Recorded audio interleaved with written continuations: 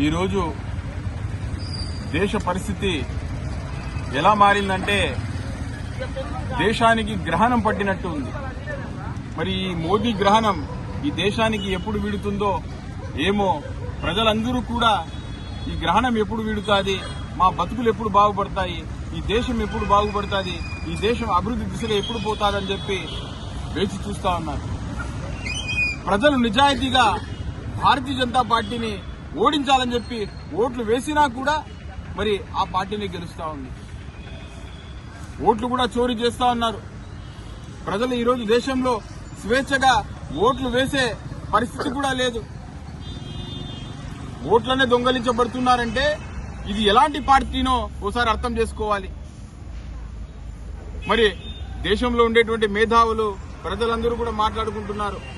గాడ్సే భావాజాలం ఉన్నటువంటి పార్టీ, మహాత్మా గాంధీని చంపినటువంటి గాడ్సే వారసులైనటువంటి పార్టీ, మరి ఆ పార్టీలో ఉండేటువంటి నాయకులకు అలాంటి ఆలోచనలు రాక మరి ఎలాంటి ఆలోచనలు వస్తాయని చెప్పి దేశంలో ఉండేటువంటి ప్రజలందరూ కూడా, మేధావులందరూ కూడా అనుకుంటా ఉన్నారు.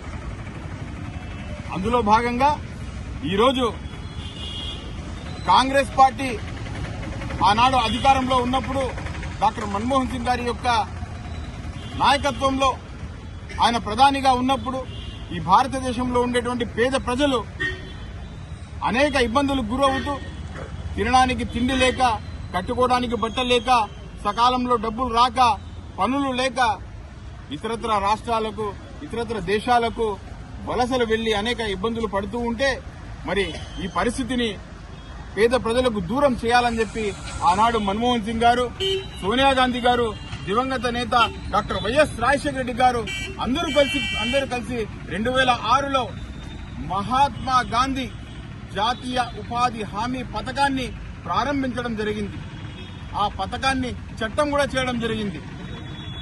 ఒక సంవత్సరానికి 100 రోజుల పాటు పని దినాలను కల్పించి ఏ రైతు కూలి, ఏ పేదవాడు తమ ప్రాంతాన్ని వదిలిపెట్టి పోకుండా తన ఊర్లోనే, తన పరిసర ప్రాంతాల్లోనే పని చేసుకుని వారానికి ఒక్కసారి వాళ్ళు చేసినటువంటి పనికి వేతనం తీసుకునేటువంటి వాళ్ళు.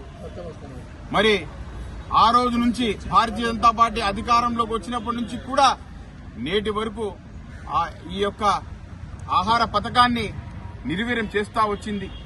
ఈరోజు మహాత్మా గాంధీ చిన్న పిల్లవాడిని అడిగినా, పెద్దవాడిని అడిగినా ఈ దేశానికి స్వాతంత్రం రాకముందు నుంచి ఈ నేటి వరకు కూడా ప్రతి ఒక్కరి నోటిలో వచ్చే మాట ఈ దేశానికి మహానాయకుడు ఎవరంటే మహాత్మా గాంధీ అంటారు.